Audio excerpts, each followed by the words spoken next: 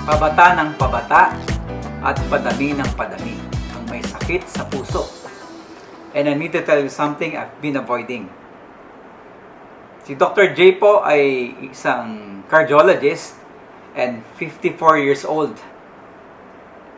Ang BMI ko ay 24.6. Ang normal, di ba? 24.6.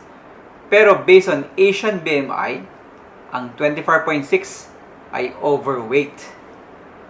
So si Dr. J na halos araw-araw ay nagsasabi sa pasyente na kontrolin ng BP, kontrolin ng blood sugar, ibaba ang timbang.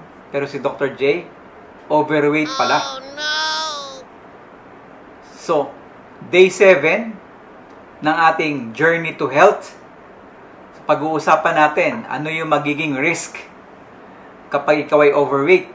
At the same time, ano yung mga nangyayari kung bukod sa overweight, madagdagan ka pa ng hypertension, ang size ng bewang malaki rin. So pag-uusapan natin ano ba yung risk sa edad ko, kung ikay ano yung risk to develop diabetes, to develop cardiovascular disease. So welcome sa ating vlog. Dr. J po, ang inyong internist and cardiologist.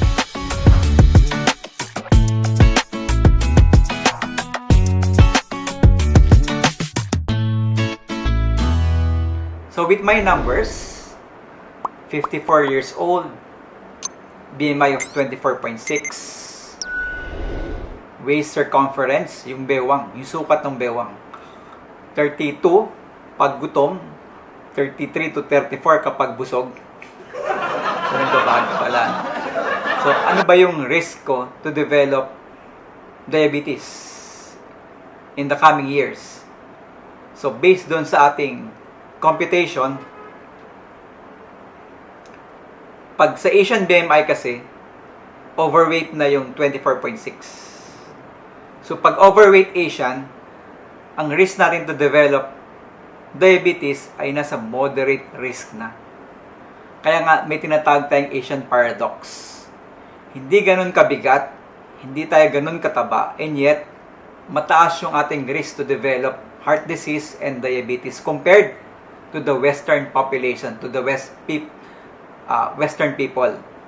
Kailangan nila ng mas mabibigat talaga para mag-develop ng ganong disease. Sa atin, hindi ganong kabigat. Unfair ba yun? So, ang kagandahan lang, below 34 pa yung ating waistline. Kaya medyo hindi ganon kataas yung risk. Pero, sa age 54, masyado nang masyado na pumapalo yung edad. Tapos male tayo, yung sex natin is male, age is more than 50, BMI of 24.6. So yung increased risk natin sa edad pa lang nandun na. Sa BMI, moderate na sa Asian criteria. Plus yung sukat ng bewang na umaabot ng 34 kapag busog. So Asian population develop diabetes at a lower BMI compared mo doon sa Western population kasi mas tumataas yung ating insulin resistance and visceral adiposity. Yung visceral adiposity, ito tawag sa Tagalog yan, bilbil. So yung tiyan ninyo dyan, kapag medyo nakukurot nyo ng mataba, hindi nyo makurot ng pino, kundi ganyan yung kurot ninyo. So most likely, mataas ang visceral fat ninyo. So, mataas ang risk to develop diabetes. Ngayon, ang next question, paano pag coronary artery disease? Mataas din ba ang risk ni Dr. J to develop coronary artery disease? So far sa history, wala naman. However, based on the actual data, base sa aking binigay na numero, low lang ang ating risk to develop cardiovascular disease in the next 10 years. Kasi hindi pa ganun kataas yung ating numbers. However, for example, nag-develop ako ng hypertension. Naging high blood ako. So magme-maintain ako ng gamot sa high blood. Tataas ba yung risk ko? Definitely, tataas yung risk natin. So, yung magiging risk natin, yung sa diabetes, magiging high risk na tayo to develop diabetes. Kasi sa edad, BMI, idadagdag mo yung hypertension, magdodoble ngayon yan. So kapag ganyan, very high na yung likelihood natin to develop pre-diabetes. Pag diabetes level, moderate to high. Pag pre-diabetes, very high na. So dinagdag ko lang yung high blood kanina, tumaas na yung risk to develop diabetes. Paano sa puso? Kanina, low lang sa puso, di ba? Ngayon, pag dinagdag mo yung hypertension, hypertension is a major risk factor for CAD. So pag dinagdag mo yung hypertension, tataas na. Kasi may endothelial dysfunction. Yung lining ng ugat natin hindi maganda kapag hypertensive na. So, nagkakaroon ng accelerated atherosclerosis. Kaya base sa computation natin, tumataas yung risk to develop MI, stroke, and heart failure. So, kapag ganyan, yung effect natin nagiging moderate to high na para mag-develop ka ng coronary artery disease in the next 10 years. So, dinagdag ko lang yung high blood, tumaas na ang rate for diabetes and coronary artery disease. So, ano ang kailangan natin gawin? Paano pa kapag mataas ang cholesterol? Di ba? Paano pa pag tumaas din talaga ang blood sugar? Mas lalong dodoble. Yung high risk, baka maging very high risk. Yung moderate, magiging high risk. So, ano ang dapat natin gawin? Anong dapat gawin ni Dr. J? Ang dapat kong gawin in the next, isimulan natin to. Bukas na bukas. O ngayon na. Kasi nga, nalaman ko mataas ang risk ko pala.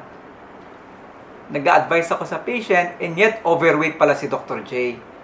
So, kailangan, ang gagawin ni Dr. J, tulad na sinasabi ko sa pasyente, make sure na ang BP ko ay 120/80.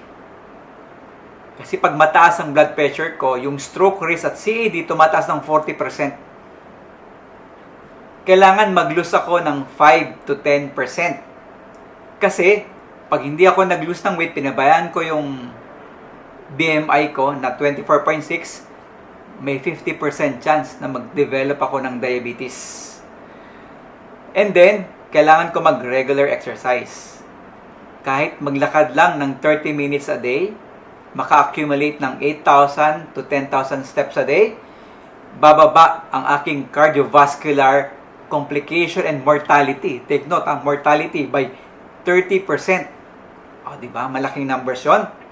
At, just in case, tataas ang cholesterol ko, so magpapacheck up tayo ng cholesterol next week.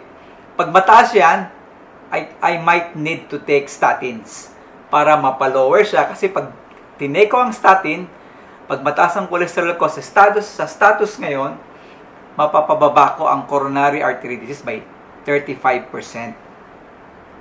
So, ito yung nakita ni Dr. J sa pagmuni-muni kanina na akala mo, pasyente mo lang ang kaya mong gamutin. So, gagamutin ni Dr. J bilang 54-year-old male na overweight, may BMI na 24.6. So, moderate ang risk to develop diabetes. Low to moderate to develop coronary artery disease. Pero nasa edad na tayo na pwede nang pumasok ang hypertension. Nasa edad na pwedeng bumigat ang timbang. So, kailangan ayusin natin. So, next week, next month, i-update natin yung ating risk kung bababa na siya at mapapababa natin yung ating mga numero. So, I hope everything is clear. Day 7 po ng ating 365 days to Journey to Health. Dr. J, ang inyong internist and